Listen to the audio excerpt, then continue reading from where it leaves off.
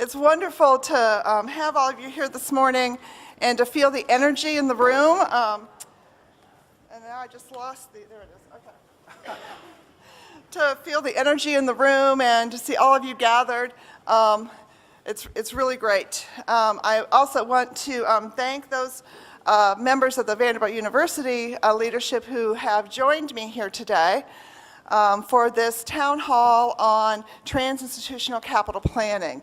So I'm joined by Eric Kopstain, who is the Vice Chancellor for Administration.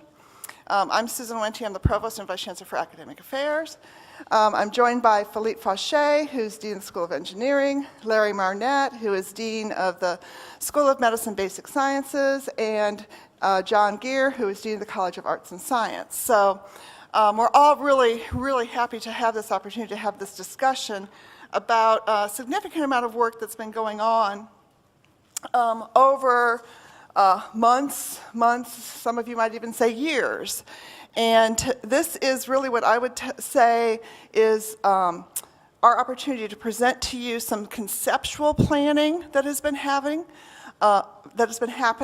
I want everyone here to know that what we're talking about today is not an execution plan, but it's really to continue to dialogue about what our priorities are, what next steps need to be happening in terms of our short-term, middle-term, and long-term planning in terms of spaces for sciences and engineering, and for the spaces in the historic A&S core, and for the humanities.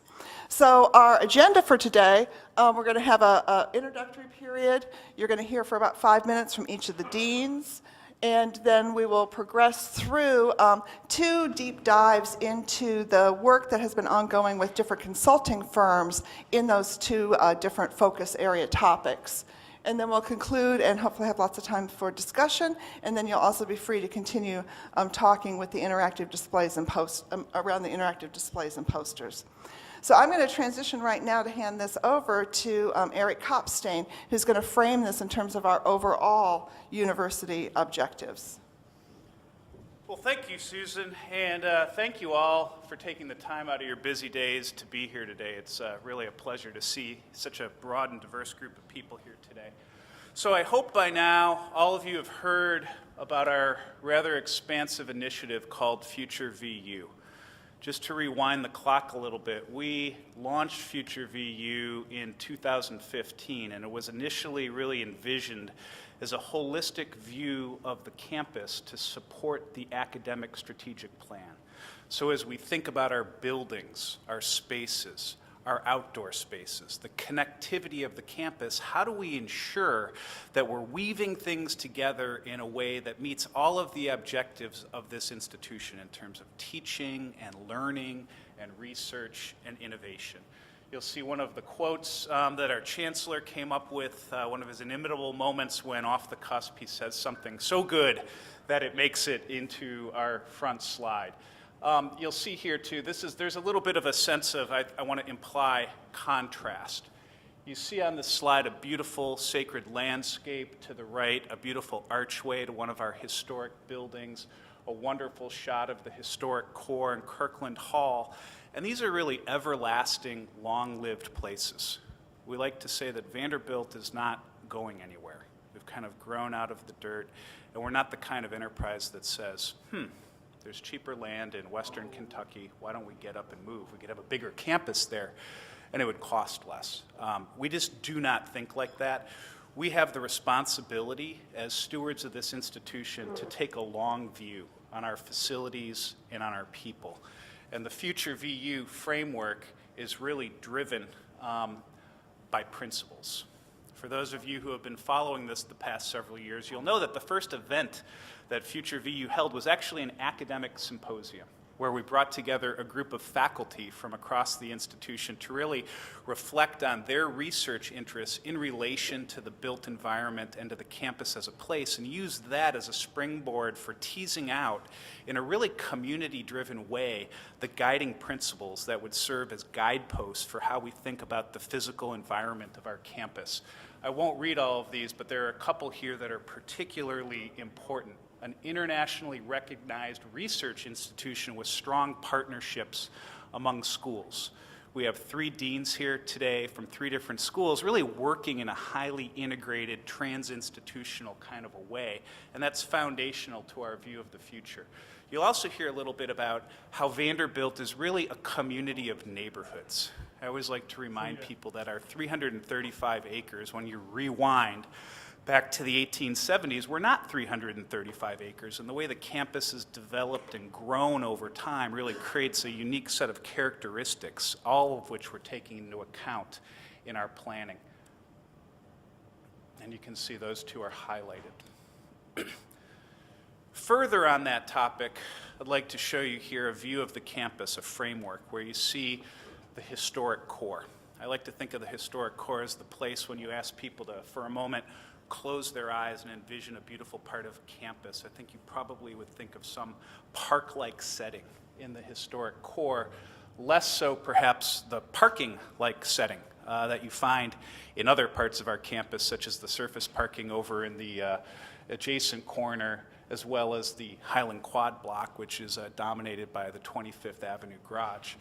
We're trying to extend that feeling of the historic core, which really is unique and differentiates the character of the Vanderbilt campus, into other areas of campus. I think everybody's well aware as you walk around that there's much work underway in the West End neighborhood, and that does not just include new residential colleges, it includes an extensive beautification program that is going to make that neighborhood feel more connected at a pedestrian level to the historic core, and as a result also make it feel more inclusive and welcoming for our community.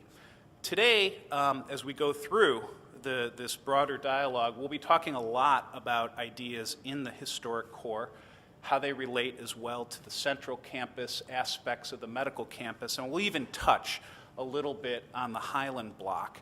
And the final point I'd like to make on this is, while we have this unique arrangement of neighborhoods here on the Vanderbilt campus, one of the big findings and observations that we continue to hold is that at a pedestrian level, and a campus really is a pedestrian place, it is a living, learning environment with thousands of students and faculty and staff here every day. At a pedestrian level, our neighborhoods are not always well connected. Connectivity is a key theme, and you can see here a very high-level theoretical view of the future campus. And I'll emphasize the northerly, southerly notion of a more defined greenway, connecting up and bringing the Highland Quad and connecting that into the central campus and seamlessly moving into the historic core. Likewise, we posit the notion of connectivity on an east-west basis, understanding that Peabody is, if you will, separated somewhat from the main campus by a very busy road. All of our capital planning projects are not just specific to individual buildings. They take these themes into account, and they think about the buildings themselves in relation to the broader campus and its aspirations. So with that, I believe it is my time to turn it back over to Susan, who will now relate some of this to the academic strategic plan. Thank you. Thanks, Eric. So we're going to be bopping back and forth to keep you awake between all the people up here on the stage. And so in terms of thinking about capital planning, the last 3-4 years or so, I think we've seen lots of projects going on across campus. And so today we're focusing on 2 specific planning processes, but just to capture on one slide what's been going on across all different schools and colleges. I'm very pleased to have participated in the opening of the nursing school addition a couple months ago. We'll be doing the new divinity school opening to their addition in August. Of course, right when I started as provost or soon thereafter, engineering and science building opened. Peabody is under construction right now in terms of its, if you haven't been over there, in terms of Homack and Mayborn and a complete re-envisioning and renovation of that facility. Owen is planning for an addition. Again, between the Owen, Divinity, and the nursing buildings along 21st Avenue, there will be a completely new face along that street. And of course, we moved the graduate school to Alumni Hall and have really reimagined and been reimagining that space, as well as the significant renovations that have gone on 3 different floors in Light Hall with the School of Medicine, Basic Sciences, after the reorganization from the Medical Center. So each of these buildings, as Eric Kopstain was emphasizing, take into account the principles of that FutureVU and how they're accessible and how they invite people in from across all corners of campus and how they're part of this long-range vision. But we have more work to do. That's why you're here today. And so the two studies that we've engaged in parallel, I would say significantly, the Peabody study that happened for at least 2 years before they moved forward with one project. So Peabody engaged in a multi-year, what would be a phased plan to address 5 or more buildings on their campus that were in significant need of renewal, replacement, or renovation. So these studies in part parallel what we've done in that focused effort. And they take into account not only that FutureVU planning, but the academic strategic plan, our 1VU focus, and also the needs and aspirations of continuing to support our trans-institutional programs and efforts. So these two studies have been driven with input from faculty and especially from, of course, the deans of the schools and colleges that are involved. And the charge was to be able to collect data to develop, 1, 3, 5, 20-year concept plan. And that campus-wide engagement, which the consultants helped facilitate and engage with, included many different aspects, from deans working groups to advisory committees, focus groups, department chairs being directly interviewed, center and institute directors. We had periodic announcements in MyVU and web updates and feedback forms for people to provide input. And now, of course, this being the next phase in terms of having this town hall to update the broad community in terms of the current status. So at this point, I'm going to ask each of the 3 deans who are going to come up and kind of share, because you may have heard it from your respective dean, but you may not have heard it from the other 2 deans. And so in this way, it gives them an opportunity in short 5-minute sound bites to tell you their perspective on the impact of this particular planning process. So we'll lead off with Philippe Fauché.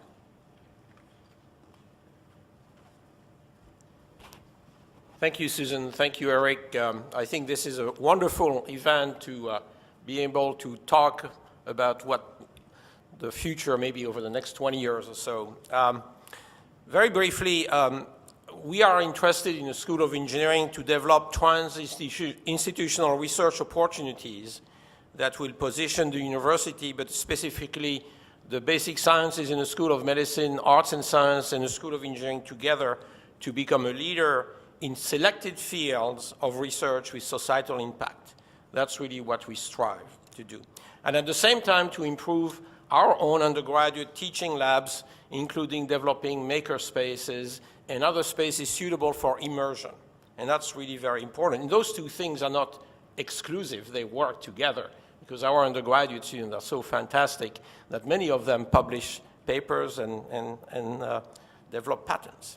Now, the School of Engineering is perhaps a little bit different in the sense that we have a very significant presence outside campus. We have about 100 faculty members and researchers on Music Row, so just beyond Peabody. We also have a strong presence at Metro Center, and these are outposts that we do not intend for the foreseeable future to move back on campus. In some cases, it's not possible because of the type of building. In other cases, the amount of people to move would be way too high.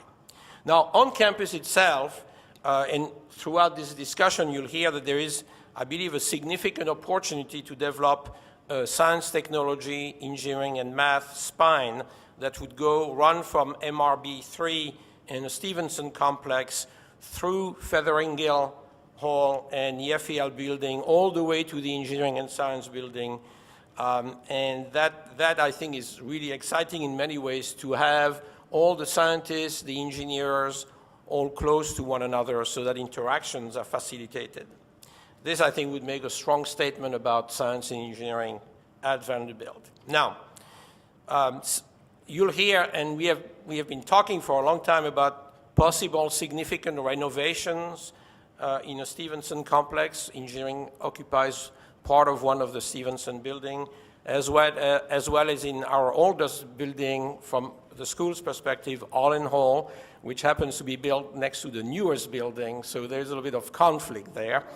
And maybe even a new building devoted to science and perhaps some engineering. I think all the options are on the table, and the key drivers from, I think, my perspective as the dean of the school, and I think from everybody else's perspective here, is first our academic needs. What do we need to really be the institution we want to be? And also the cost and timing of anything that spans from renovation and building. So I'll conclude by saying that from an engineering point of view, priority number one is to finish the 3 floors of the engineering and science building that are not finished, do that in collaboration with the 2 other units.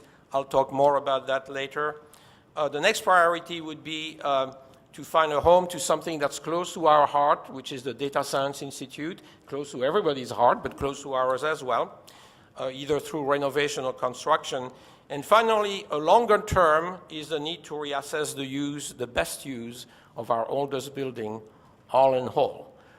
The only thing I could say is that I probably won't be the dean when we'll deal with that one. So thank you very much. Okay, now invite up Larry Marnett.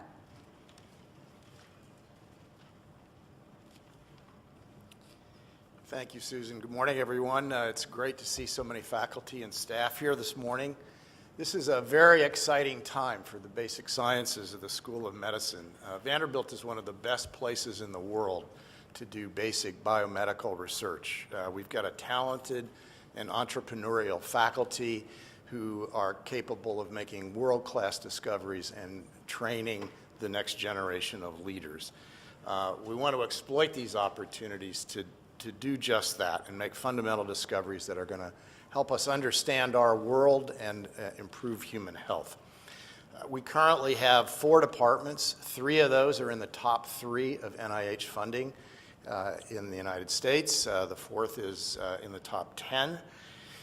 We've built these departments decades of development within the medical center with our colleagues in the School of Medicine, and our collaborations are largely with our clinical colleagues in the school. But with the reorganization, we've developed our own identity and are reaching out across campus for more collaborations with our colleagues in engineering and arts and sciences while maintaining close collaborations with our colleagues in the School of Medicine.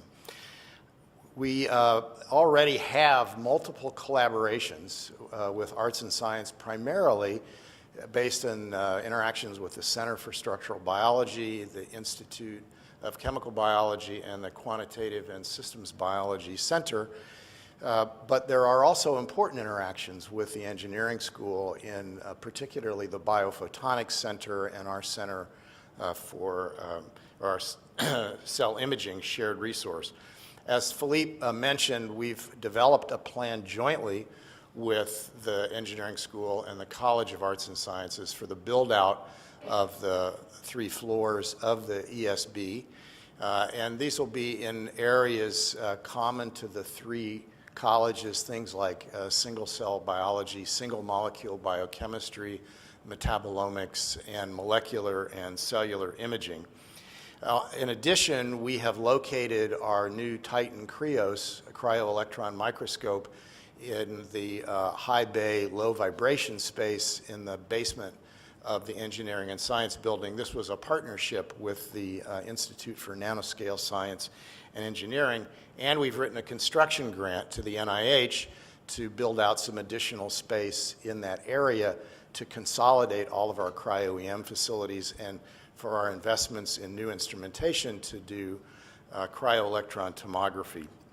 We have some challenges in the basic sciences. We're a bit space limited in the short term, but polling of our chairs indicates that we do not expect dramatic increases in faculty size over the next 10 to 15 years.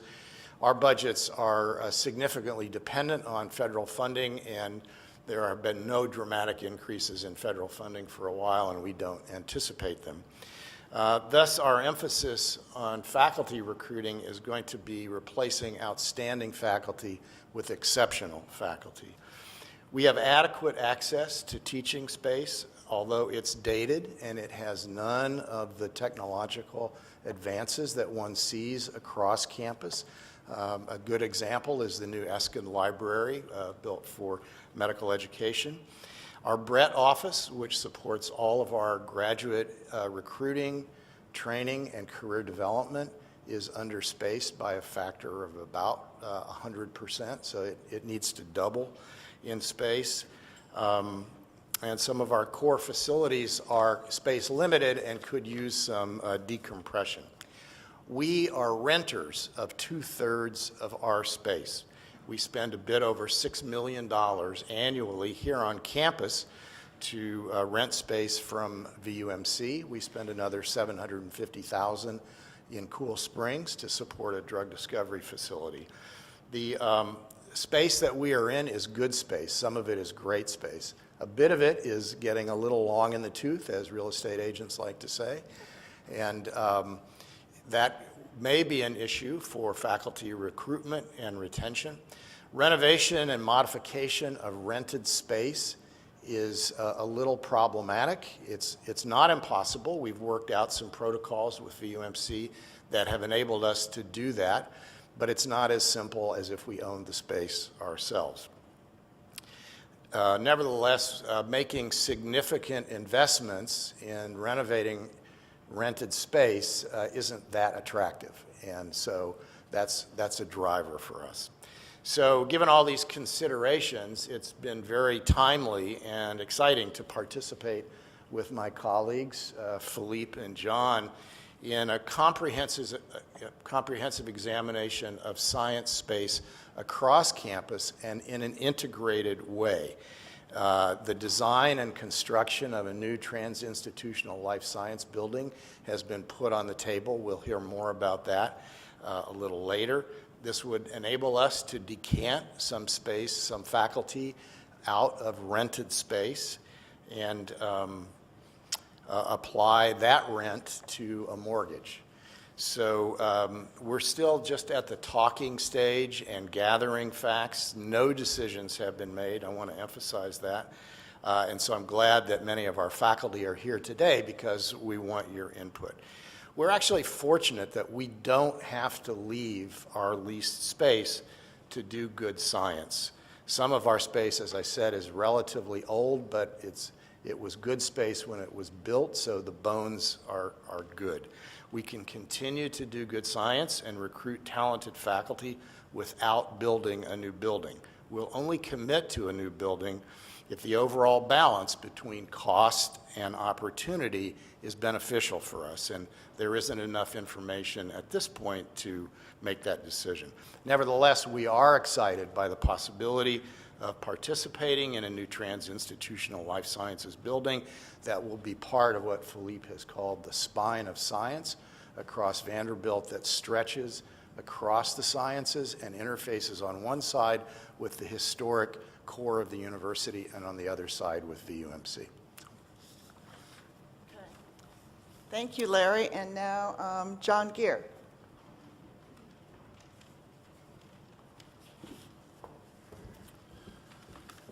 Thank you, Susan.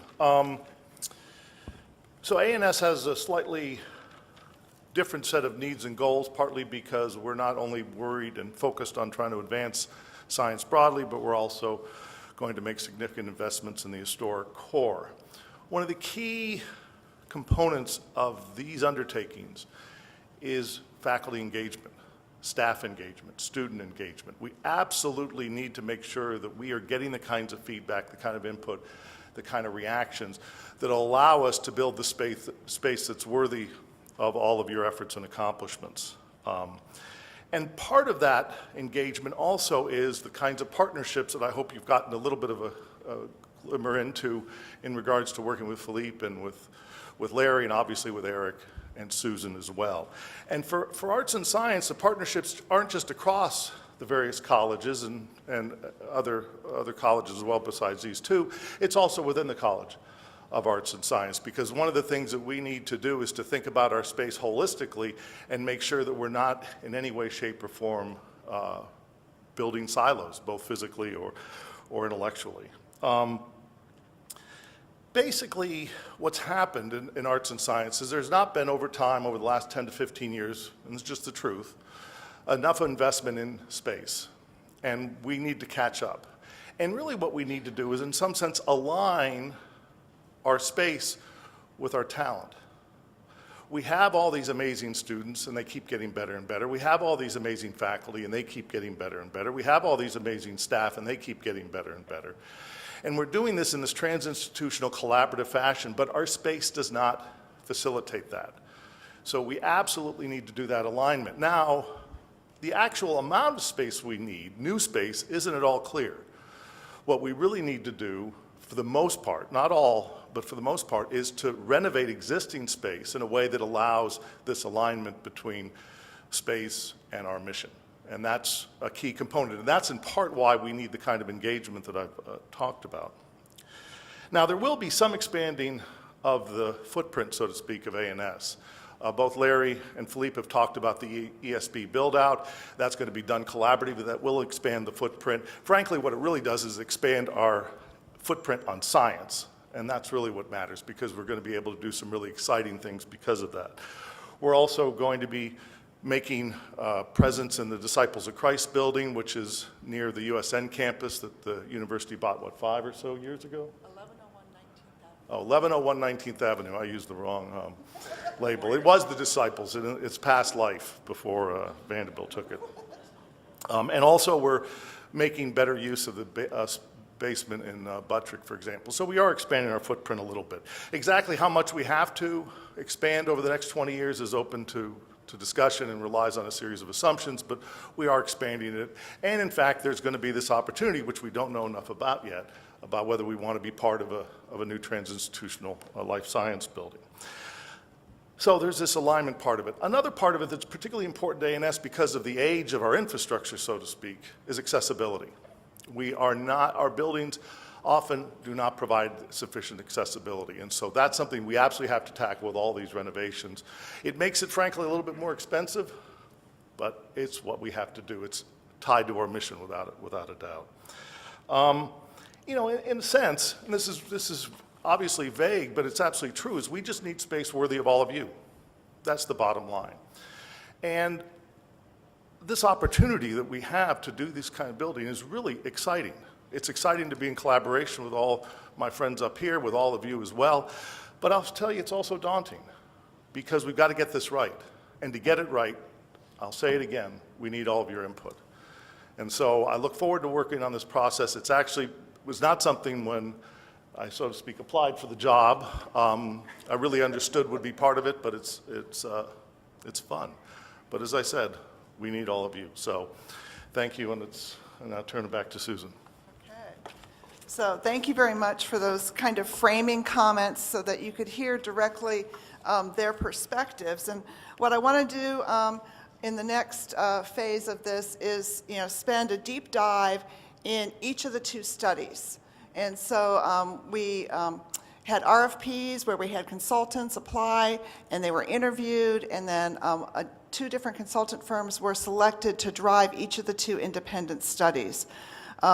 As we go into that work, Eric Kopstain will introduce those two different groups, but one HDR for the Science and Engineering Studies, and the other DLR for the A&S Historic Core and the Humanities Studies. Now, what's been this overall timeline is since they have begun their engagement, so there certainly has been other conversations and other work ongoing before this, but this shows you the timeline that has gone on with the engagement of these two consultant firms. And one thing to notice is they are at different stages of where they are at in terms of providing us with their feedback and their input and with the reviews. And so in that way, you should not expect the same level of detail from both of these.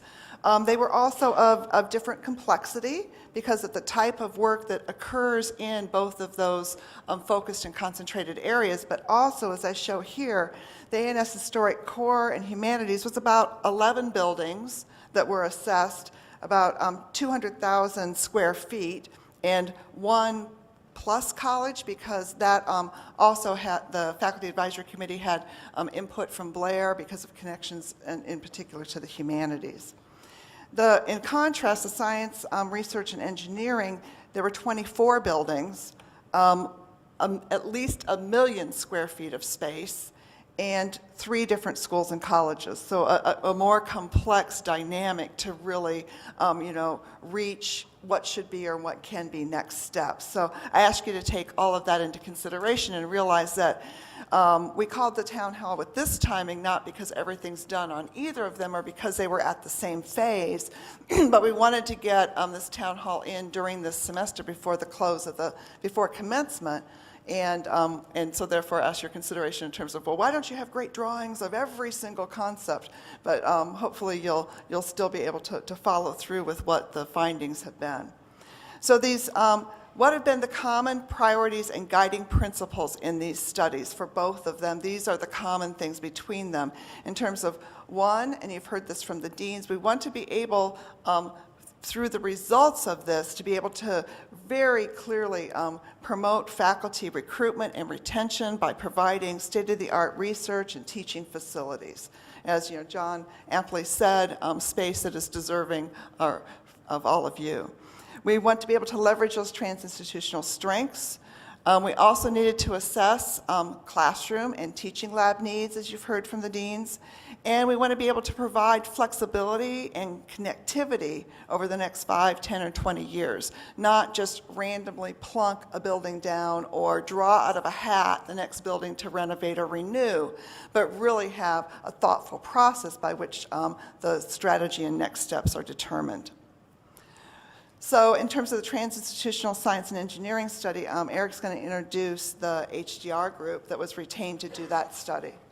Yeah, thank you, Susan. I'd like to introduce, like Susan said, the HDR team. Could everybody from HDR just please stand up for a moment?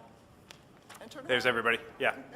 So we have Tom Smith, Jeff Owens, Katie Pedersen, and Jessica Flake. They've really been doing some exciting and outstanding work, and I also want to take the opportunity to recognize Keith Lueso, our university architect. You can stand up, and Megan, why don't you stand up as well? And Mike, you're in the back, I notice.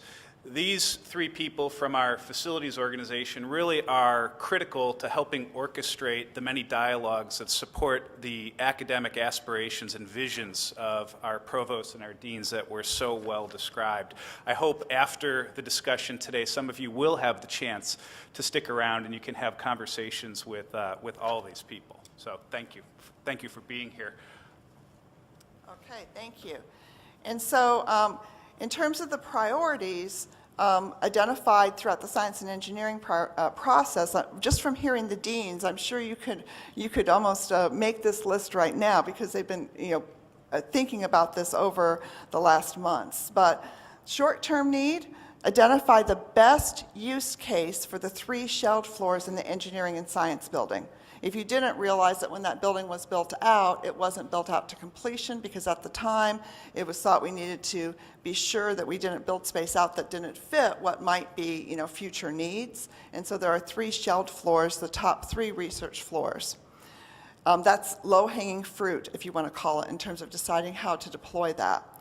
Another short-term priority, provide an opportunity for appropriate homes for the Data Science Institute and for other trans-institutional programs that are growing and that need to be supported in strategic ways. Short-term and mid-term, to make Stevenson Complex habitable. I put that word habitable in there because I've toured it. So rest assured, I have walked those floors when this process started, and I appreciate and understand, and I'm not going to tell you some of the adjectives that I used, but we definitely have to do better. We also want to make that complex easier to navigate and have a unified focus. I was at the Commons 2 nights this week for different dinners, and it was brought up different times about how they get lost in Stevenson, and how do we make that really shine as a real part of that spine for the engineering and sciences on campus. Long term, and you've heard this, what are options for the School of Medicine Basic Sciences for the long term, for engineering, and for arts and sciences? All 3 of them actually, although only one admitted to it, lease space from the medical center. And that's not a bad thing to lease space from the medical center. It is great space. But we do want to think about, we can't grow that lease space. We are constrained. With those agreements, what we have leased is the maximum square footage unless we were to undergo, further conversations and negotiations. And sometimes those may not be in exactly the right places or have exactly the right needs for the long term. And then, of course, consider optimal logistics and links to cores. And in particular, for science and engineering, links to vivariums, all of which are in VUMC locations, except for a satellite now in the Engineering and Science Building. So what were the findings based upon these priorities and also based upon the analysis? So there were multiple findings, and this does not in any way, shape, or form represent all the work that our HDR colleagues have done and are doing, but I just wanted to capture some high-level ones. One, that our existing research labs may have 10 to 12%, and that's just one estimate, of current space and area that's underutilized due to either faculty changes, the condition, or that the particular space is just not appropriate for the current needs. The quality of space is a driver for additional space. I think you could hear that through the dean's comments also, especially in the short and midterm. And that you also heard that how much space the School of Medicine, Basic Sciences itself leases. Classrooms. Classrooms got a lot of significant attention because we want to be sure that we are thinking about that actively in this process. One aspect was that the classrooms really, the seats are often inflexible. That means not that they're stiff like the ones you're sitting in right now, but more so the ability to change classroom layouts, to change the configuration, and to have it be more appropriate for the types of classroom pedagoggy that is being used in those situations. And that is in terms of having more classrooms also with the technology and configuration for active learning. And then I already mentioned wayfinding being difficult. And then finding teaching labs, which are distinct from classrooms. Decompression needed within A&S because of the demand for teaching laboratory space, and some of the new initiatives that are happening with different majors require additional teaching lab space, and the same is true within engineering. I also want to emphasize that there was you'll also hear classrooms brought up in the A&S Historic Core and classroom study, and Humanities study, and we had connectivity between the groups in terms of talking about this. The deans, and myself do not view classrooms as, oh, this is only a science classroom, or this is only a social science classroom, or this is, that we really have this opportunity to leverage classroom space across the campus. So big ideas. These are three big buckets that have come out in terms of 1, 5, 10, and 20-year plans, and they have options and optionality to them. One bucket would just say, let's renew. Let's renovate all the existing facilities, build out the Shell DSB space, renovate Stevenson 2, 6, 1, and Olin Hall. Another bucket would be to do both what they call renew and reclaim. So renovate the existing spaces, but also consider how a new trans-institutional life sciences building could interface and intersect with that. So to include doing the renew option, but also constructing a new building and considering what would be the best use case of that new building. And then 3, this is when you really start thinking 10 and 20 years down the line. And we wanted to consider this, so again, we were thinking about that spine and the FutureVU planning and how multiple different buildings or multiple different sequences in this process could come together. And so that would involve not only the renewal and one new building, but where would we think about a third or a second new building would go, for example. And so I'm going to turn this back, and we can actually, if you want to, you can even use the microphone, Philippe. But we've got just a few more comments. You've already heard some of this about the big ideas for years 1 through 3. Whichever, your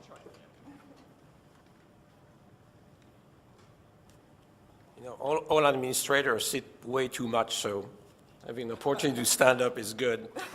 All right, so I'll talk about the lowest hanging fruit, the engineering and science building, and the 3 floors, floors 5, 6, and 7, that are not occupied and not finished right now. This building is already a very multi-purpose, multidisciplinary, in many ways trans-institutional building.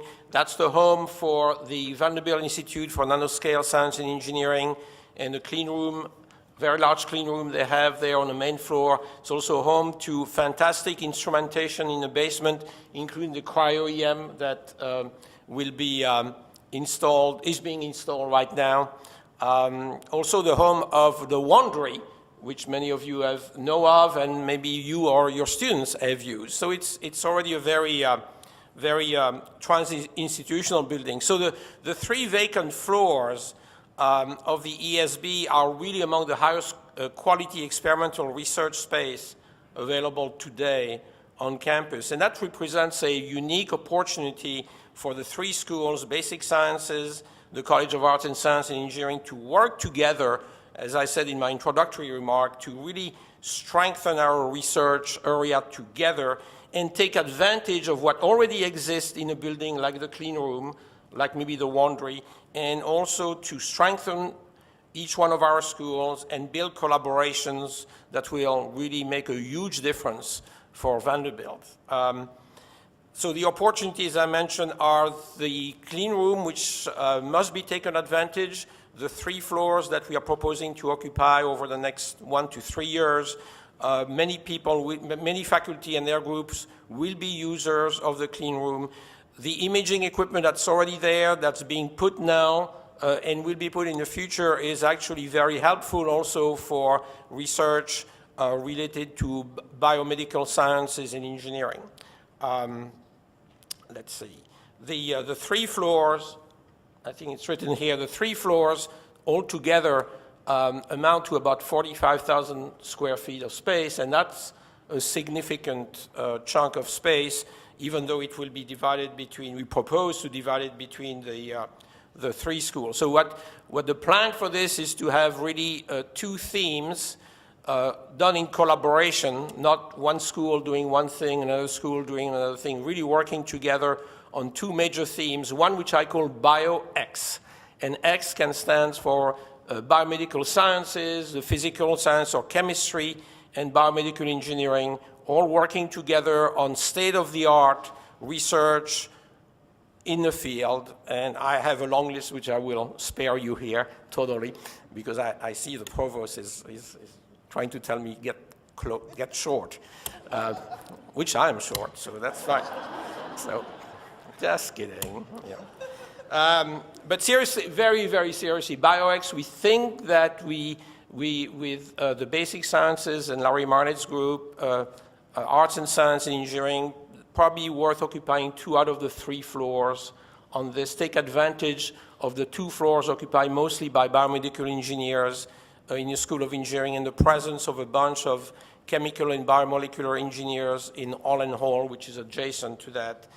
The other initiative, which would be mostly between arts and science and engineering, although I think that we can see connections with medicine as well, is in the broad field of material sciences, probably focusing on nanomaterials because you make the connection with Vince in the clean room, and ranging from basic discoveries, new materials with amazing properties that nobody had ever heard of, all the way to the application domain, which belongs more to the engineering faculty. So this would span from physics and chemistry all the way to engineering. And you know what? I'm just going to stop here because this is very exciting. Thank you. Okay. Thank you, Philippe. And so that was part of the that first renewal bucket. And John, I'm going to ask you to come up and comment on that other part of that bucket. Sure. This is in regards to the Stevenson Center. It's already been said by Susan and by others that the Stevenson Center needs a good deal of attention, and it needs a facelift in a lot of different ways. I mean, as I myself approach the Stevenson Center, my pace slows up as I look at the buildings, and I'm just like, oh my gosh, how am I going to navigate this? In fact, when I first became dean, I decided to go to see People's Space, And numerous times I'd have to call the person I was seeing. In fact, I see Tiffany Tung. She came and rescued me because I had no idea where I was going. And I've only been at this university about 25 years. So that's a bit concerning. But what you see here is the kinds of things we need to do about aligning teaching, about making sure we have more of a unified feel. I mean, we are, as a university, committed to trans-institutional programs, trans-institutional initiatives. But ironically, Stevenson Center has a feel of about 7 different silos. And we really need to physically redo that in regards to the kind of alignment we're talking about. We've talked about the relocation of data sciences, et cetera. That is, in fact, something that has to happen as well. But really, we need to send this signal, this focal point, that the sciences are welcoming and important and opportunities to engage our students and our faculty. And so with that in mind, the idea, and this is obviously very preliminary, but basically as you're walking towards SE1, you want that SE1 to actually not be called SE1 anymore, but be the introduction to the Stevenson Center, and to be a welcoming place for both teaching and for research, and then provide a way to navigate to the rest of the intellectual missions that are not just A&S, but basic sciences and engineering as well. And so this is something that we're really committed to doing, and it will be important for our teaching and our research mission, but it'll also be sending the signal that needs to be sent. Sciences are mission critical. So I actually, as a sign of collaboration, have ceded some time and effect to my friend Philippe, and so now we go to well, actually, No, it's Larry. Yep. Larry's turn. Yep.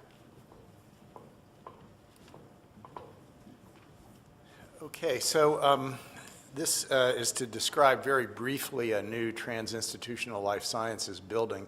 And because it's trans-institutional, the design of the occupants of the building will be done jointly with Philippe and with John. I am going to focus my very short comments on the impact of the School of Medicine Basic Sciences. So this building would allow us to move some of our faculty out of the rented space that you heard me talk about and co-locate them with colleagues in engineering and A&S. As far as the buildings that we would vacate to move faculty into this building, Robinson and Preston are the most likely, followed by MRB4. The 6th, 7th, and 8th floors of Light Hall have just been either newly renovated or are being renovated and now are in really good shape, and there's no need to move out of that space in the short term. I want to emphasize that the consultants are still operating, in their words, at the 15,000-foot level. So there's been no real design work done on the interior of this building. What we're talking about is conceptually what might go in it. A rough estimate of the square footage is 250,000 gross square feet, which comes down to about 135,000 net occupiable square feet. So we imagine that this will be mainly research space with some core facilities and a vivarium. It will be connected to the tunnel system that connects the medical center and the Stevenson Center. There's probably not enough space in this building to accommodate all of our faculty who occupy Robinson, Preston, and MRB4, so there'll need to be some type of prioritization. How to group the faculty will also be a discussion point. Biochemistry and MPB have significant space in Light Hall, as well as departmental offices. So if we move faculty away from Light Hall, that's going to break up the continuous flow of space in those departments, going from Light Hall to Preston to Robinson, or Robinson to Preston. And of course, those departments already have faculty in center space in MRB3 and MRB4. So the concept of that sort of breakage is not unprecedented. But let me emphasize that we really haven't begun to think about this yet. We actually don't know what the building is going to look like. Don't be upset if you don't see your lab in that building, because nobody's labs are in that building yet. So thanks. And so as we talked about in the buckets, there was the concept of, do we need this new life sciences trans-institutional building in a 3 to 10 year plan? And then will we ever need another new science and engineering building when we think about out over 20 years? And so the next question you would ask is, well, where would we put such new buildings? And so Eric's going to give you some concepts that link to the FutureVU map in terms of there's lots of options and opportunities. Yeah, thank you, Susan. And again, I'll just emphasize, these are really, really exciting concepts. And you can see here from the circles on the map that we do have a number of theories on not just where one trans-institutional life science building could go, say, in the 3 to 10 year horizon, as Susan said, but where an additional building on the 20-year horizon might be able to be placed. The first circle most central to this map, I'm not sure if my pointer will point it out, is the current site of McTeer, which is one of our undergraduate residences. That's a rather older and rather smaller scale undergraduate residence housing just north of 100 students. And our planning here links absolutely to the broader vision for residential colleges on the Vanderbilt campus as we build out residential college A, B, and C along West End, and then contemplate in other studies further residential colleges after that. As with Vandy Barnard, that gave way to E. Bronson Ingram, I think our view is that over a 10 to 20 year horizon, McTeer will be a facility that Vanderbilt does not remain invested in. And if that were the case, and you place this lens of science planning and new potential facilities into the dialogue, you start to look at that site as a potentially very attractive place for a new building. As our deans pointed out well, this concept of really weaving together the sciences from starting with Stevenson and Featheringale Jacobs and then kind of coming down and meeting up with the engineering science building with wonderful adjacency to the medical center buildings. You could also imagine moving just a little bit closer. So those other two overlapping circles just to the right of McTeer partially intersect with Stevenson Center 6. We don't know the exact timing or phasing or plans for how to address the important work of Stevenson, which we do need to address in the short term, but there could be a scenario where parts of Stevenson are supplanted by new facilities in those two circles. And then I'll also point out that down in the southerly region, that area which we often refer to as the Highland Quad, it's more pejoratively referred to by many of our students as the Highland Island, and that's because it does not feel currently very well connected to the main campus. A primary reason for that feeling of disconnection is a 12-story, 4,000-spot parking lot that many of you have heard me talk about over the years. And I think when we take a 20-year view of the campus, that entire section of the campus, the Highland Quad, is absolutely ripe for redevelopment, for really bringing that island back into the campus in a really connected way. And if you can imagine the day, like I can imagine the day, when the 25th Avenue garage is no longer located there, you could start to think about the northerly section of the Highland Quad as a wonderful spot to consider for a future science building. And then as you move down the Highland Quad towards the School of Music, there's all kinds of additional real estate that will become available as we build out the undergraduate residential educational program. Now again, to underscore what was said by all of my colleagues here today, we have not made decisions on any of this. The scale of buildings, the exact locations, those are still TBDs. But we're all thinking about this Rubik Cube of options. And we want to emphasize that we really have some excellent opportunities here, and opportunities that can really weave together the sciences with the broader campus community. And one more. Two more. Yes, thank you. So this is an interesting view. Here you see the historic core up in the center. You see the library lawn, the central library. You see Garland. You see Calhoun. You see Furman at the top. And you see Benson, et cetera. And you realize that's that historic core part of campus, a very beautiful, venerable part of campus that we want to preserve and enhance, and that we want to connect better. So to emphasize the point that John Gear was making, as you're kind of heading south towards Stevenson Center today, across the lawn, et cetera, you're not actually greeted by a part of campus today that feels as welcoming, as really friendly on an outdoor basis, let alone on an indoor basis, as what we'd like to see. So the reimagination of the entryway and the connectivity of Stevenson Center in a future iteration post-renovations that connects back to campus is really, really critical. We want to emphasize the connectivity of this, and that's also why these two planning efforts have really been highly integrated. We purposefully really launched these at similar timeframes, and while we're at different places in the evolution of each of the plans, we are taking the findings from each and really bringing them together into a holistic set of views. Now we're going to go on, and we're going to actually spend more of our time. We're going to pivot now over into the discussion of the historic core and the arts and humanities, and focusing a lot on that top section of this map that you see there.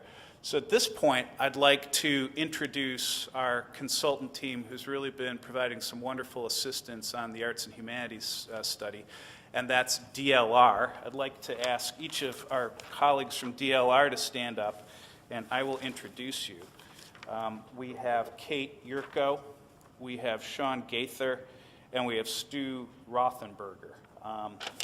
It's been a real pleasure to work with all of you. Many of the wonderful graphics and fly-throughs that if you haven't seen yet, I'd invite you to take a look at the end of the dialogue were prepared by this team in consultation with our deans. And the overarching purpose of this study is described in the bullets here is really at some level quite similar to what we're doing for the sciences. Really looking at the existing facilities, seeing how they do and do not accomplish the objectives of teaching and learning, what things we can do, and then looking out over longer periods of time, up to 20 years, and doing that in a way, again, that is engaging, that's open, that's transparent, that involves workshops, that involves discussions like these. So with that, I will turn the podium back over to Susan. Well, and actually, I'm going to turn it over to John Gear because since he came in as dean in July, he's taken on the leadership of this particular project and has pushed it forward. So, John? Thank you again, Susan. So we've talked about the various themes. We want to develop more abilities to collaborate, more abilities to forge the kind of trans-institutional connections. Also, in addition, as we'll go through these, we also have an opportunity to develop additional focal points, welcoming points, if you will, that will encourage our students and our faculty to want to be part of the conversations that the humanists have, social scientists and the scientists as well, and hopefully among themselves as well. So this here is just a very brief timeline for what I might term the bigger projects. That is simply the ones that are more costly, involve more faculty and students. We're going to have to start because one of the things that we're going to have to communicate very effectively and keep at it is that we're going to have to develop swing space. Because if we take a building offline, those faculty and students and staff need a place to go. So we've got to figure out how to do that. So we're going to start with some very minor renovations in Calhoun Hall to develop some swing space. In all likelihood, and again, because we've said this time and time again, nothing has been settled, but Garland Hall is probably going to go first as far as the big projects go. And for those of you who aren't sure about where Garland is, for those of you who are more in the sciences, it's that building right across from Stevenson 1 next to Divinity that is so centrally located. And the reason why Garland provides a great opportunity to develop the kind of hub is because of its location. Then Furman, and we'll be showing you pictures of this, Furman Hall, and I have some colleagues that I see who are here and they are in Furman Hall. Furman Hall is very much like some of the Stevenson buildings. It needs more than a facelift. But it's also true that Furman Hall was built before the investments in the residential college, and it really only faces out one way. The back of Furman Hall does not integrate itself with the residential colleges, and we absolutely have to have that to develop the kind of connectivity that we can use to allow our students and our faculty to thrive. And then Calhoun Hall 2, that would be a more serious renovation of Calhoun Hall. I have no idea exactly the timeline for that. That's a good deal in the future. But the first three parts are, I would say, near-term developments. There's other important projects. We need to work on Neely Auditorium. We need to work on the Vaughn Home. Benson and Old Central need improvements, especially in regards to accessibility, and there's some upgrades tied to Buttrick Hall. Now, Eric, I think, is this your slide? Yes. Okay.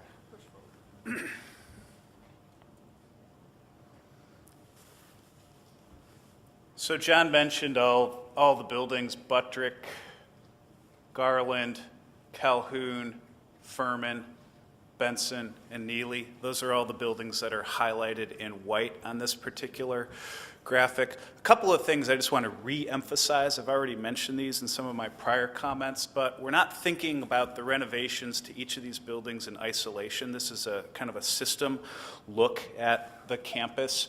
And you'll see that in addition to potential modifications and additions in the darker brown color, particularly to Neely and to Garland, you see lighter brown areas, really this activation of outdoor learning spaces that really link up in a wonderful way and utilize the historic core in ways that we're frankly not taking advantage of today. One of the things that I constantly comment on and think about when I walk across the historic core is how beautiful it is and how few places there are to actually stop and enjoy it. And these are great opportunities to have classroom spaces connected to newly renovated facilities.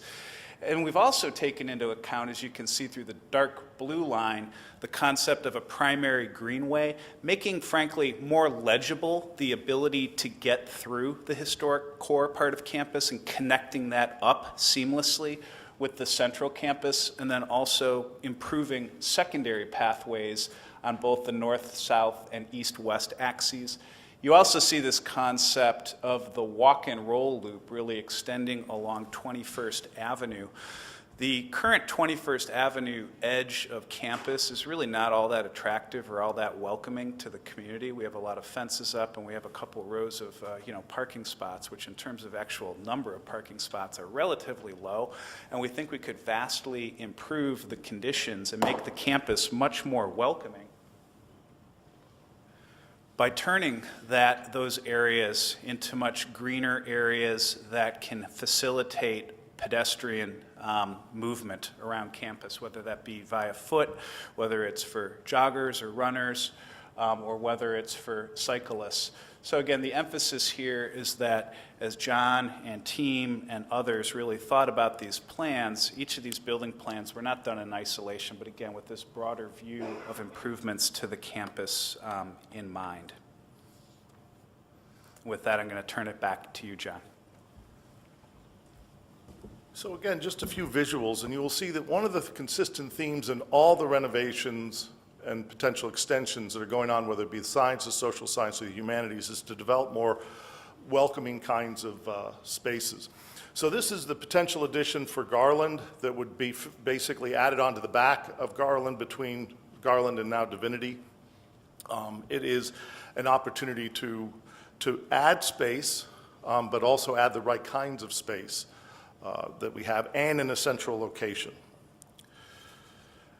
Furman Hall, I don't know how that tin roof got put on top of Furman Hall, but it certainly covers up a lot of the beauty of that building. And so one of the things that we want to do is, again, make it more welcoming, not just to the, let's say, to the historic core part of campus and towards the sciences, but also towards the new residential colleges as well. And so this is a front view of the building, and you can see that we're going to restore the original beauty of the building, especially in regards to the top part and all the turrets, et cetera. I think that's going to be an opportunity. We're also going to make sure that the entrance is more welcoming, but we're also, and if indeed we do this, the auditorium, those of you who've taught in Furman, I think it's 114, which I in fact have over the years, we're going to just blow through that, so to speak, and make that a walkway, if you will, a connector to the residential colleges and sacrifice that auditorium. But in the new Garland addition, we'd be able to add an auditorium. So we're not going to be losing teaching space, but we're going to reallocate it and make it much more accessible, so to speak, and welcoming. Neely, again, if you'll see that what Neely is a great building, but it needs a lot of updating, especially in regards to accessibility, but it also doesn't have a clear connection to the campus. And so basically by reorienting the entrance to Neely, rather than being towards the lawn, we're going to reorient it towards the, I'm trying to think, Benson and also Garland and Calhoun, and also make it much more light, make this, if indeed this follows through with this kind of glass entrance, it's just going to be, again, become a hub, become a focal point. Because one of the things that is our competitive advantage is to ensure that we make the kinds of investments in the arts and the humanities, and this is an important symbol of that because of the great work that goes on there, but also the way that it helps to build community. And so those are just the kind of the visuals that I want to stress, but again, focal points, hubs, making sure they're welcoming and aligning the space with the amazing talent of our students, faculty, and staff. And I think now I'll turn it over to Susan. So those were high-level views, and of course, if you were here early, you saw there were poster boards up, especially for these which have a little bit further design and sequencing and how that type of planning could actually be executed. I really just want to end on this one note in terms of really emphasizing to you the significant amount of thought, the significant amount of effort that's going into this, because investing in our academic buildings, and in particular this set of academic buildings, is an incredibly high priority for both myself and for the Chancellor. This will be, the next biggest project that we take on in terms of what you've seen presented here today, and we are completely committed to what we need to do in order to ensure that we can continue to recruit, retain faculty and students, and have them really be successful in all of their missions here on campus. And the other thing I want to remind you about, we're going to go to questions, but I also want to remind you that we are going to have another town hall on one specific building that we did not talk about here today, and that is what I call 1101 19th Avenue. It formerly was the Disciples of Christ building, and that building we have also been doing significant planning in terms of how it could best be utilized. And please encourage those who are interested in terms of finding out how we have plans for it to be transformed into a faculty commons and a digital commons to help support digital scholarship and to also help support faculty engagement, faculty development, and other efforts across campus. So I want to pause there. We've talked for a really long time and you've been really patient, but we have the consultants here, we have campus planning here, we have all three deans here as well as myself and Eric Kopstain, and we want to be able to answer any questions you have and be available for dialogue.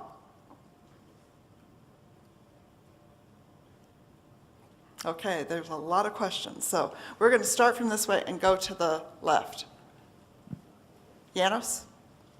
Or not Jans, back? Okay. Who's furthest to the left? Okay, that's okay, you got the microphone. Yes, Good morning. Congratulations on a great vision for the future. Got two questions. One, I didn't hear anything about integrating the architecture of these buildings overall. I've been to campuses where they have old-fashioned architecture like this, and then suddenly there is a modern structure with steel and connected everywhere, and I hope we don't have another Rolling Hall somewhere. I can assure you, okay, yes, that we need to keep our architecture to be integrated. Yes. Okay. I'll make a couple comments on that, and I'd also welcome, any of the deans, Keith, our consultant teams.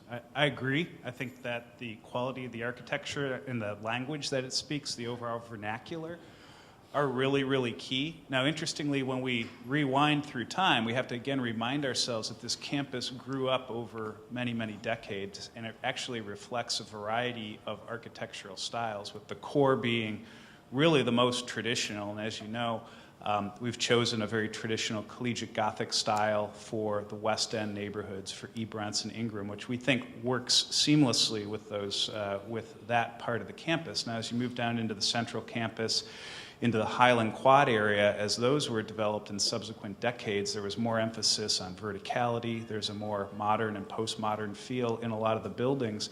And I think particularly as you move into some of the regions that we talked about, you know, where the central campus, really the medical campus, and the historic core all kind of coalesce, this question of appropriate architecture to really bring together what are different styles today in a really meaningful and seamless way is gigantically important. It's something I will admit I personally obsess about, and I'm not going to pull out the perfect design on this.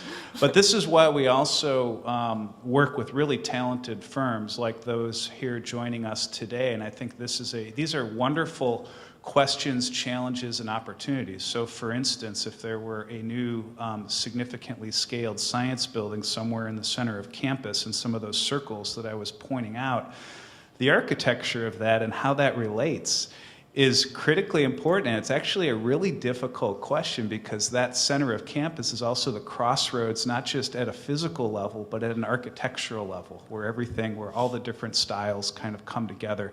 So that is deeply on our mind. And I think we do have to take a long view in terms of how we think about that. Now, I don't know, Keith, if you'd want to add anything to that, or if there's any counterpoints anyone would want to make, but I'm really glad that you brought that up. Yeah, I do just add that we have a long history of respecting the neighborhoods and the historic core on campus, and we do not plan to change that. So. Okay. Great. I want to hold the mic since I have it. My second question. Somebody's going to have to take it away from you. No, go ahead, son. You didn't say anything about money that gates everything. Yes. And I am in the science area where science buildings are very expensive. Yes, absolutely. Are we talking about $1 billion and where are you going?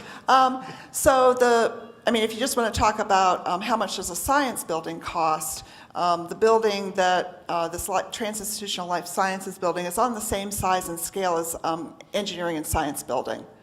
And so, Philippe, what was the price tag of that engineering and science building? 150 million. So these are not, that's why we have to take this, and even renovations are not necessarily, cheap, especially if you start adding up renovations and additions. So all of this, we have a capital planning process. There are people in the room right now today from finance. I work very closely with the deans in terms of what is this going to cost and how are we building that into our capital plan.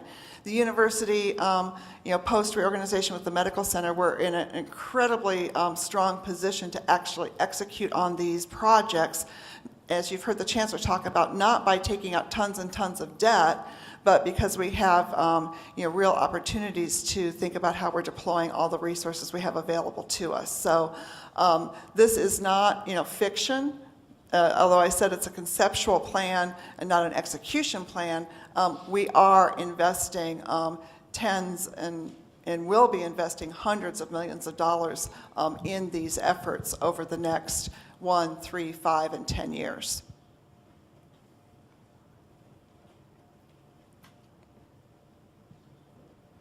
And then he'll get the microphone, but who is next as I go from the left to the right? Go ahead. Hi, my name's Kelly. I'm a fourth-year PhD student in philosophy. And first, I just want to thank you for this very informative presentation. And it's really exciting as a humanities grad student to see how much care and attention is being put into the historic core of campus. I work in Furman Hall, and that's a space that's dear to me, and it's good to see that there's a visionary plan for it going forward. I just wanted to bring something to the attention while we're still in kind of the conceptual, imaginative phase of this. And it's related specifically to graduate students and sort of where we fit into the vision here. So one thing I think that's unique about us in terms of where we fit into the university is that we're both workers and students. Our labor is falls under the National Labor Relations Act, but at the same time, we're clearly students, we're taking classes, we're being mentored by faculty. And so I think our workspace needs are somewhat unique. As you probably know, as part of this transition, a lot of these pieces are already moving. We're making a move from Buttrick Hall, the 4th floor, where we currently reside, to the library. And the library is part of the historic core, but I didn't see it mentioned in the presentation today. And one of our concerns right now as graduate students, this is a widely held concern, I just want to be candid, since we're all here in a town hall forum. We're concerned about our space in Buttrick Hall not being fully duplicated in the library as part of this move. And I just want to know sort of where is this in terms of the priorities of this vision, the issue of graduate student workspace. And I raise this concern mainly because there's going to be a transitional time, right? This is going to be a long transition to realizing this great plan that you've put forward here. And I'm just worried, and many of my colleagues are worried about the next couple of generations of grad students, right, who are going to be I imagine that a lot of these improvements will benefit us in the long run, but there's a couple generations of us that are going to be going through the university in the meantime. And so I want to know what's on your minds specifically with regard to that issue, because it's a major concern for graduate students right now. Right. And I can speak to that globally, and also, since you're in the College of Arts and Science, if Dean John Gear wants to make some comments, he can too. But I think we emphasized, even at the beginning of this, we're trying to take into account this, not only the faculty, research, and scholarship, but the student experience in these buildings also. And that's not just undergraduates, that's graduate students, that's professional students, if it happens to be a building that is impacting professional students, versus most of these we're talking about PhD students. And so times have changed, how people do their work. If you think about WeWork spaces, if you think about how we need to be interacting and engaging across students and faculty. And so all of that, I think, even if you look at the concept maps back there are being planned into this and discussed within this, the graduate students, and how they would be part of, if you think about Garland, if you think about the future Garland, the future Furman, the future Calhoun. And I think this is the exciting opportunity and part of that. And yes, there are going to be transitions phases while we're in the middle of all of these plans that are going to require what I would say are sacrifices by groups as we go through this phased plan. Right now at Peabody, all the faculty and graduate students and professional students who were in Mayborn and home ec had to pick up and leave and go over to the Sony building, because the only way to renovate those buildings and to be able to start executing on that plan was to vacate them to allow those renovations. And I'm not going to say that the Sony building is the very best space for all of them right now, but it was what we had available during this several-year swing period. You could also talk to some of our current undergraduates as we're doing the residential colleges, and some of their what they are currently living through in terms of construction for future generations of undergraduate students to be able to have better facilities. So I thank you for your consideration, and thank you for kind of really giving your input into what do graduate students need, what will be the best format for the future, so we can build that into all of these plans. I don't know if you want to add anything, John. The only thing I'd add is the renovations are going to explicitly take account of making sure we do the right kind of graduate education, but that's a long-term concern. In the short term, arts and science is making a serious investment in the library to make sure that the space that the graduate students will have is actually better than they currently have. And so that is a commitment that's already been made. It's not part of this broader vision because it's something that's already in place and is in fact going to be commencing in very short order. So this is something that I can, for everybody up here and all the faculty as well, the concern about graduate education is something that is center in everybody's mind, and certainly in mine, and making sure that we make the right kinds of investments. And so the question you ask is absolutely spot on, and also to make sure that as we have these kinds of forums, that folks like yourself and other colleagues among the PhD students engage and give us feedback, because that's the only way we'll get it right. Yeah, and I guess part of that answer, we didn't put everything in this presentation that's going on in these 3 schools and colleges right now. There are, many projects that are going on in space planning across all 3 schools and colleges, Arts and Science Core, Humanities, Sciences, and Engineering. This is just what's been focused on in terms of the 1, 3, 5, and 10-year plan. So it was, I'd keep you here for another 3 or 4 hours if we went through absolutely every single space plan initiative that was going on right now across these, 1.5 million square feet. So, next questions. This way? Right, yeah, Andreas? So in the slide that had locations for possible locations for new buildings, I didn't see a circle around the university project.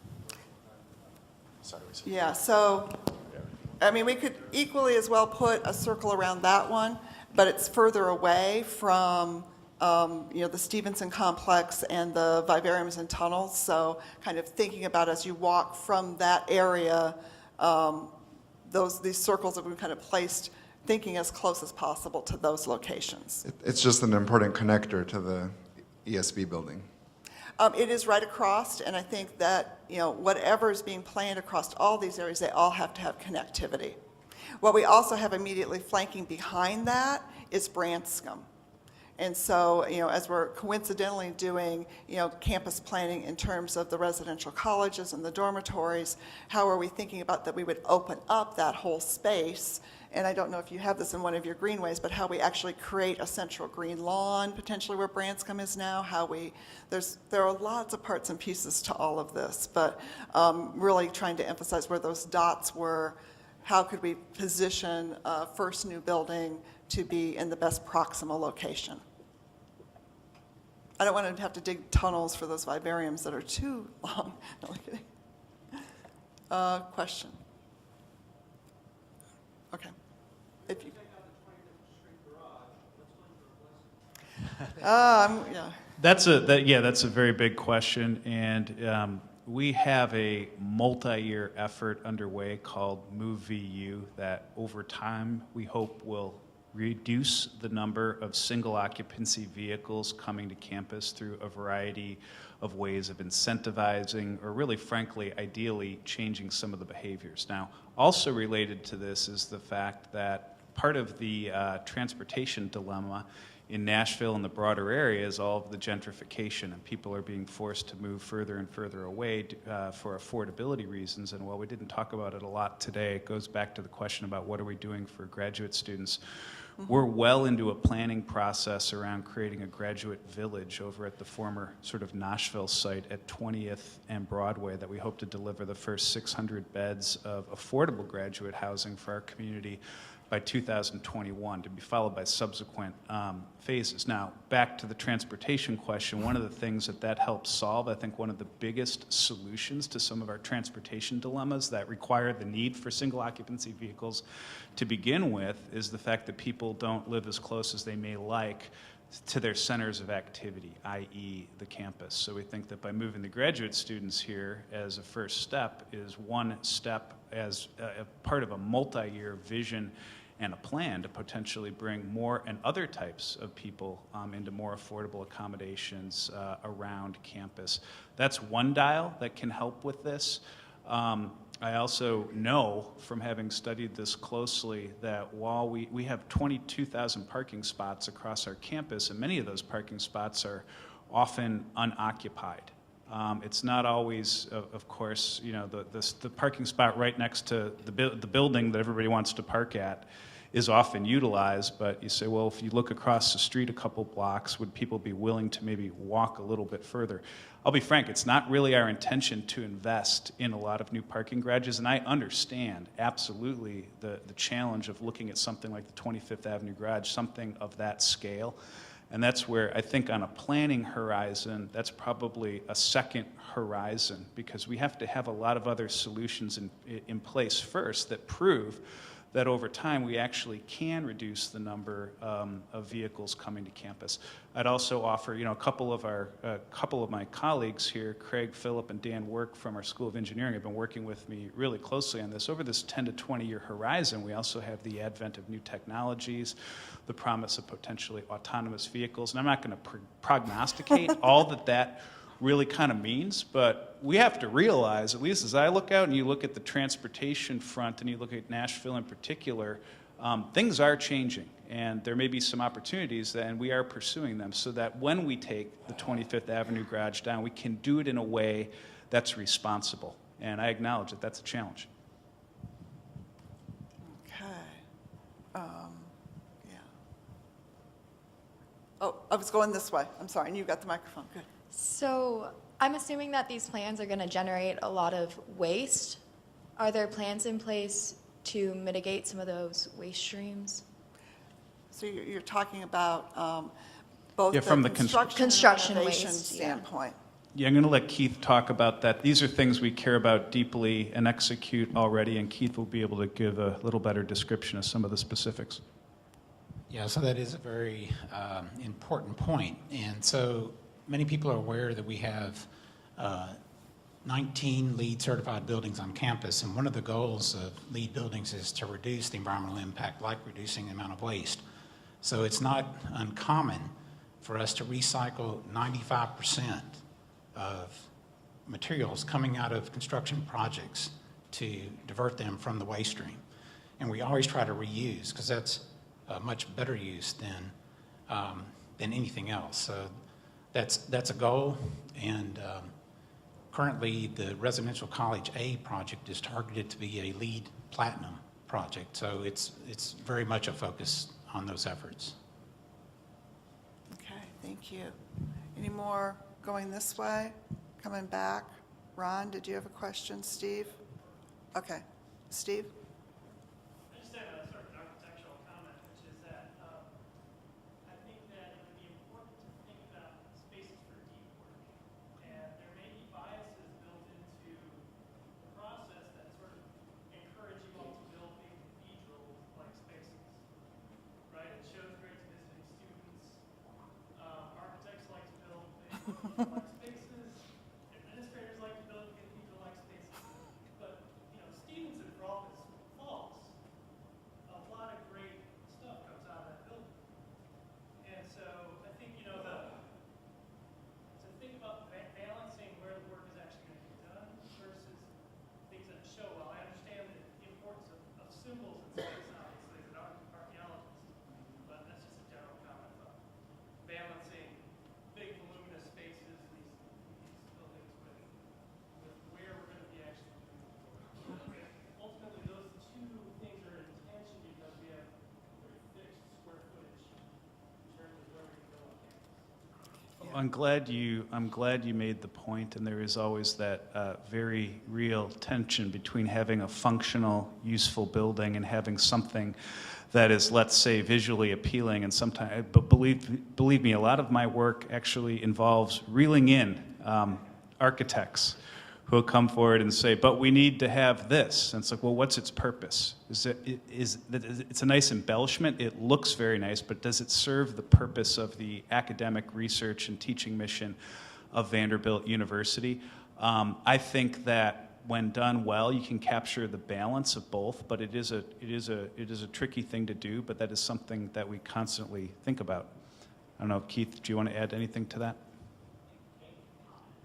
Katie? Regarding what we've proposed, especially, I can speak to arts and science and humanities.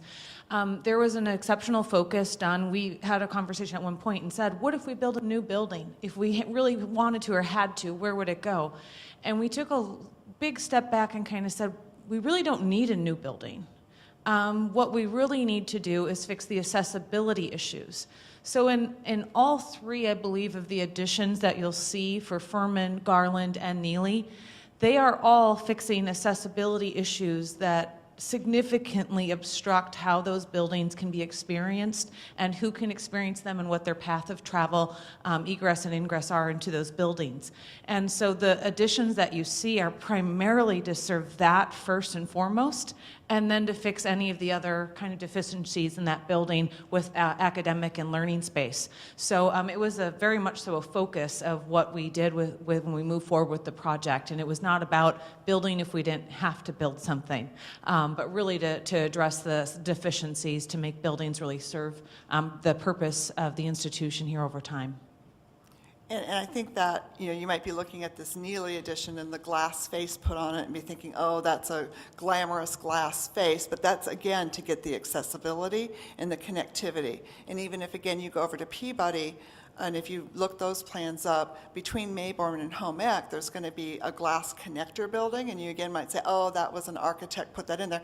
No, that's again for accessibility. Those two buildings needed elevators, and it was much more appropriate to put the new accessibility elevators in a connector than to try to go into those old buildings and carve a space out for it. So I think there's trying to be a lot of thought put into this, but again, these are concepts, and we need people to really be making suggestions on the concepts that are currently being developed. Thanks, Steve. Okay. Coming this way back. Should probably. Well, thank you. I have been working at Vanderbilt for 10 years, or 9-point-something years, not that long. I have been always grateful for working with my colleagues and students here, and today I feel even more grateful because my office is in Garland. And I now realize, wow, Garland is so important as part of the historical core, and I see all those wonderful presentations and pictures, and I hear the word humanities, and I'm a sociologist. So I'm just, I have a conceptual question really. What's the relationship between humanities and social sciences? So when we plan this, are we thinking of social sciences as part of humanities, or we have some other plans for social sciences? So let me clarify this, and this is because the original plan and in engaging the consultants came from, if you recall, the Chancellor had a committee on the future of the humanities who issued a strategic report. And within that report, they called for a new building and a new humanities center. So to assess what we needed in that space, we launched and engaged the consultants to help us think about that in a trans-institutional manner.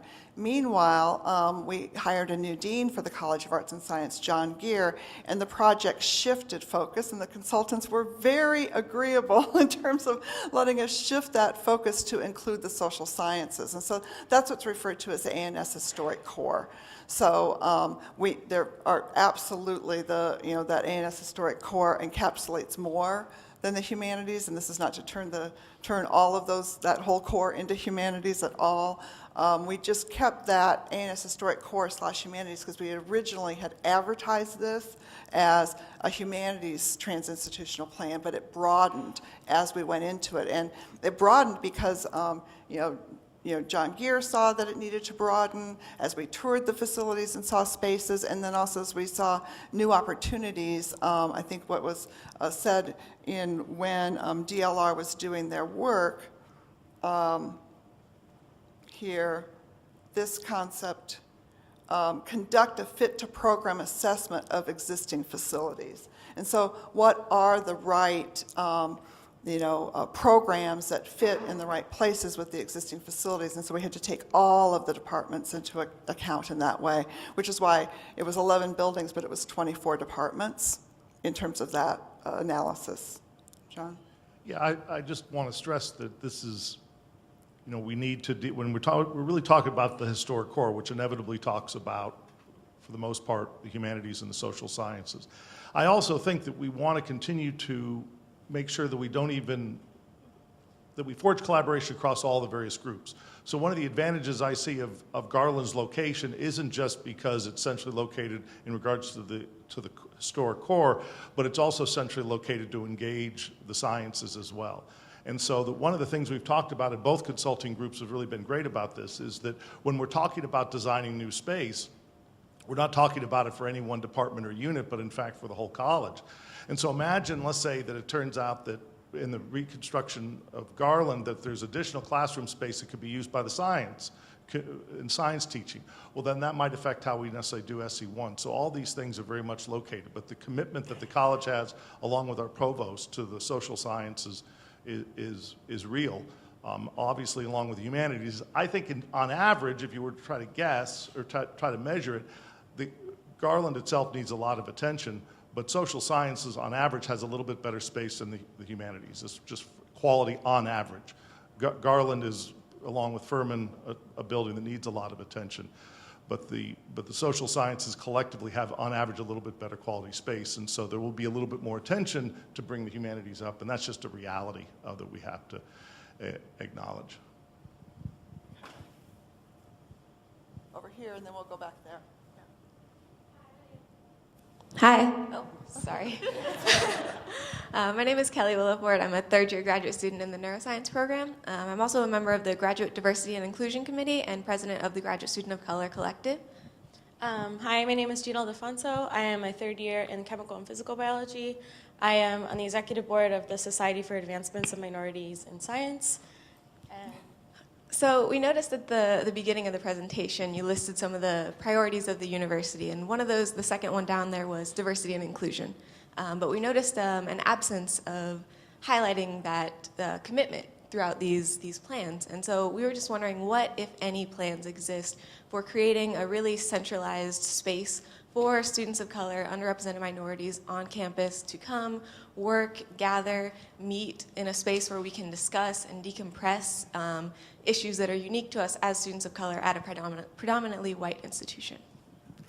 Absolutely, and I think we do a lot of that work and those considerations, not so much with these three academic deans, but more so in my work with Vice Provost Melissa Thomas Hunt and with Dean Bandus, who's Dean of Students. And so, you know, that's, I would almost view that as complementary to these efforts where we're focusing more on you know, the research, the academic, the classroom space, but that other aspect of how do we help support students in a co-curricular way is completely what those discussions have been and are focusing on.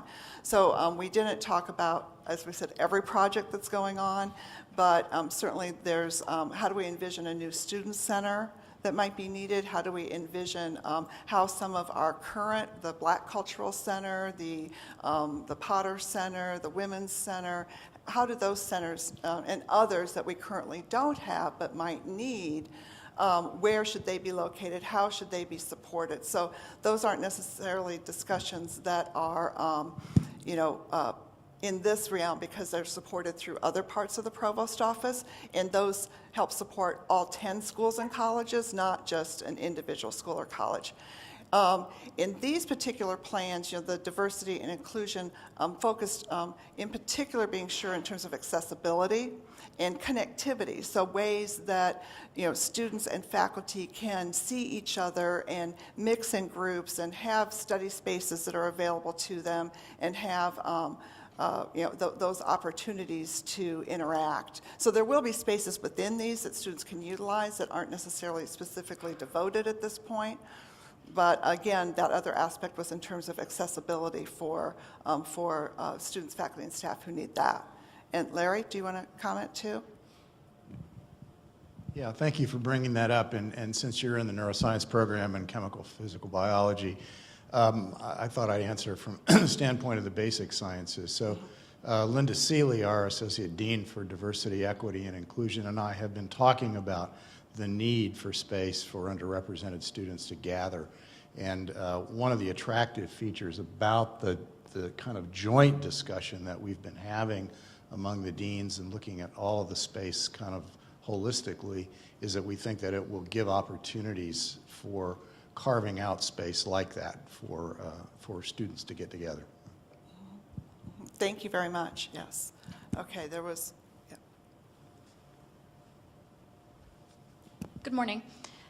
As of a few months ago, I was a graduate student here, and so I've seen a fair number of research labs, and I've noticed that many of them have what essentially amounts to dead bays that are not used or have a bunch of equipment sitting on them that are just not usable in general. And I'm wondering if these dead bays are accounted for in the 10 to 12 or 15% of space that is not properly used. And the second question would be how you're planning to address this. I mean, if you have only 1 or 2 dead bays per lab, those are already sectioned off into rooms, so how do you better utilize this space? Yeah, I think that that is the next phase of planning.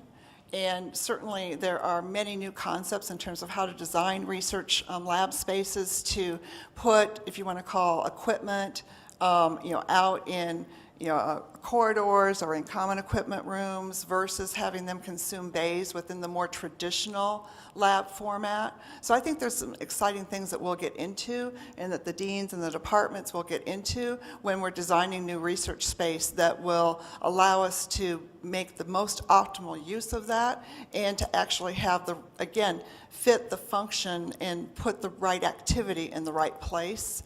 So I've seen that too when I've walked through buildings. I have one of those in my own lab, that type of thing. So we have a lot of, I'd say, innovation and innovating to do in order to really develop what would be the next best floor plans and blueprints for any of our types of spaces. So thank you. I don't know if anybody wants to comment. Larry? Yeah, thanks for bringing that up, because it's a common observation that not all space gets used or used efficiently. I think if you look at the more recent designs, the renovation of Light Hall, for example, as Susan was saying, in some of that space there's room external to the labs for a lot of the heavy equipment that might take up room in the in labs in a really awkward way, which would require removing benches, for example. The other thing is that those spaces have been designed with a much more open design, so there aren't so many walls between the labs. In fact, in the biochemistry space on the west side, the entire the floor is basically open, and that's true on the 8th floor for the most part on the west side as well. And that gives great flexibility in terms of adjusting space to meet needs, because I think when you put walls up, people begin to identify that as their space, and that makes it really hard. It's a much more difficult conversation than to say, well, I need this many benches for this new recruit, and here they are. Okay, well, thank you. I want to give everybody, was there any other question? Did I miss a hand? Okay. I want to thank you all for coming. I really appreciate it. I want to thank you for the really thoughtful and engaging questions. And I want to invite you to, join others at the back to look at the interactive. We have a mobile station as well as the posters. Have the opportunity to talk to any of the consultant groups that are here, as well as the University Campus Planning Designers and the deans and myself. So thank you.